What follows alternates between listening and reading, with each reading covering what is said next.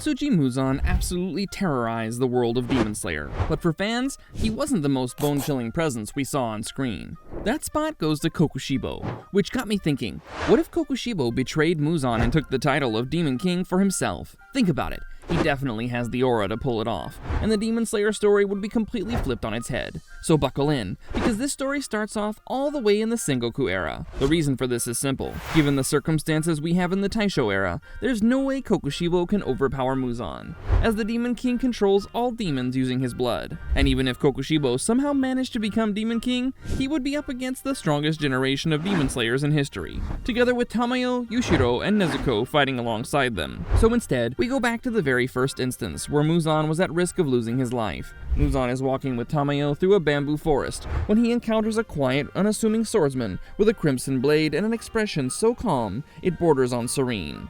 Muzan dismisses him, but Yoriichi Tsugikuni looks inside Muzan using the transparent world and sees what no other human has ever seen. 7 hearts and 5 brains, all shifting position freely within Muzan's body. In an instant, he draws his sword, but Muzan quickly unleashes a devastating attack. As the bamboo trees fall all around him, Yoriichi realizes that a single strike from the Demon King would kill him. A long fight definitely wouldn't be in his favor, so Yoriichi fuses all 12 forms of sun breathing into a single continuous sequence designed to cut through every one of those vital organs. Muzan cannot regenerate fast enough, and he explodes into 1,800 fragments of flesh out of pure panic, with Yoriichi destroying 1,500 of them. The 300 that escape are barely enough to sustain life, and the Demon King loses control over his subjects. This is how Tamayo escapes Muzan's authority, and it's also the moment Kokushibo has been waiting for, whether he knew it or not. In the original timeline, Kokushibo remained loyal to Muzan, and even went on to challenge Yoriichi many years later. Michikatsu Tsugikuni became the demon Kokushibo to pursue power beyond human limits, and he served Muzan in exchange for that power. But this arrangement always felt like a contradiction. Michikatsu was a man of iron discipline, while Muzan was a creature of pure ego and survival instinct. Everything about Muzan's approach to strength would have offended every instinct Kokushibo possessed as a warrior. The reason Kokushibo never acted on that contradiction is that Muzan was never vulnerable enough to justify the risk. But now, he has an opening. In this timeline, Kokushibo hunts down Muzan before he can fully recover, and finishes the job that his twin brother started. The psychology here is everything, because Kokushibo is not doing this out of ambition. He kills Muzan because the Demon King's arrogance is a weakness. He dismissed a swordsman he had never seen before, which is the kind of mistake that Kokushibo, with his centuries of combat experience and martial discipline, would never make. A king who dies to his own arrogance is not a king worth serving. So Kokushibo absorbs what remains of Muzan, and in doing so, gains the full depth of the Demon King's power. But now we come to the most important question. What does Kokushibo do with that power? The first thing to understand about Kokushibo as Demon King is that he's not interested in numbers. Muzan created demons indiscriminately, scattering his blood across Japan and wasting his blood on thousands of humans who died because they couldn't handle the transformation. Muzan's logic was simple. More demons meant more foot soldiers to hunt for the blue spider lily, which would grant him true immortality by cursing his weakness to the sun. Kokushibo was a former samurai and an elite swordsman, so he would probably value quality over quantity. So he goes out and selects his victims carefully, targets warriors who have already demonstrated exceptional physical aptitude, since he was the one who turned Kaigaku into a demon in the original story. Even during his final battle in the Infinity Castle, Kokushibo made offers to both Muichiro and Gyomei to turn them into demons, which tells you just how much he values real strength and talent. So over the years, Kokushibo builds a proper order of elite demons. The Upper Moon structure remains, but under Kokushibo's leadership, it becomes something closer to an elite military hierarchy. Each Upper Moon is genuinely the strongest possible version of what a demon can be, and Kokushibo's personality evaluates every one of them. The implication of this is pretty devastating for the Demon Slayer Corps.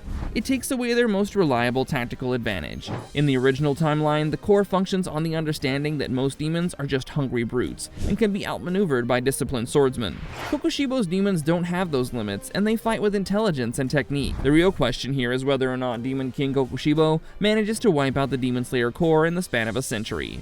Because if the Demon Slayers survive the initial phase of demons becoming much stronger, then they will begin rapidly improving as well. But before we get to the events of the Taisho era, I need to address the question of the blue spider lily, because this is one of the places that Kokushibo diverges most sharply from his predecessor. Muzan's search for the blue spider lily consumed centuries and enormous resources. It was an obsession born from fear. But Kokushibo does not experience fear the same way.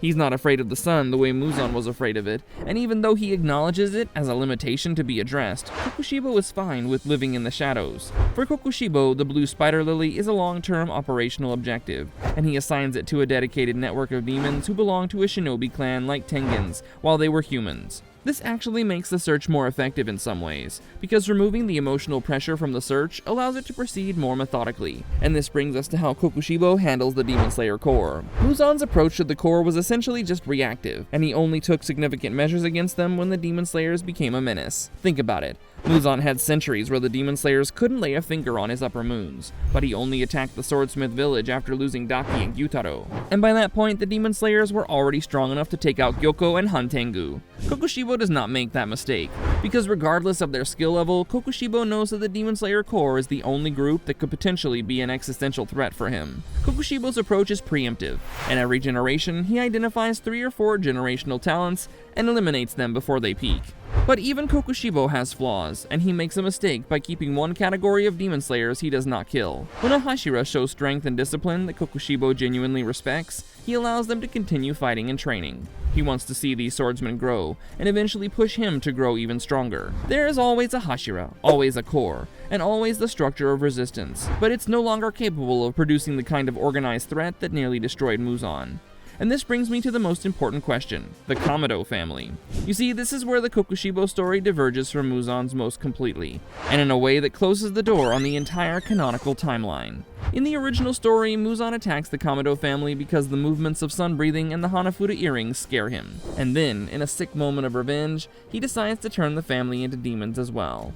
Kokushibo does not operate on paranoid logic, and he doesn't have the same will for vengeance as Muzan. In fact, Kokushibo actually wants to preserve his brother's legacy, and an ancestral dance that contains elements of sunbreathing does not register as a threat. He knows sunbreathing is dangerous to demons, but he also knows that only a prodigy on the same level of Yoriichi could threaten the Demon King. And Kokushibo would stop that prodigy before he got too good. So the Kamado family survives, and Tanjiro grows up on his mountain burning coal and watching the stars. The Demon Slayers don't come calling one morning because nobody transforms his sister into a demon in the night. There is no Tanjiro Kamado, Demon Slayer. We just have a kind boy from the mountains who never has cause to pick up a sword. The implications of this are catastrophic for the Demon Slayers for multiple reasons. Think about it. Without sun breathing, none of the Demon Slayers can achieve the marked state, turn their Nichiren swords bright red, or access the transparent world.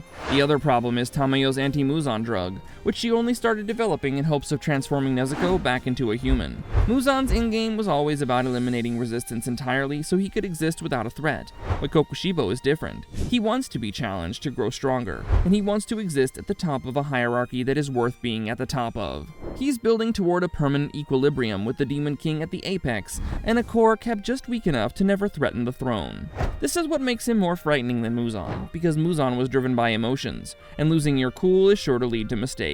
Every catastrophic decision Muzan made traces back to the same root. He was afraid of death. He wanted vengeance against Yoriichi's bloodline, and he was too proud to credit the Ubuyashiki family's planning. What does the world look like under Kokushibo's rule after several generations? It looks almost normal. And that's the most unsettling answer possible. What do you think? Would Kokushibo have greater ambitions about his role as the Demon King? As always, let me know your thoughts in the comments down below.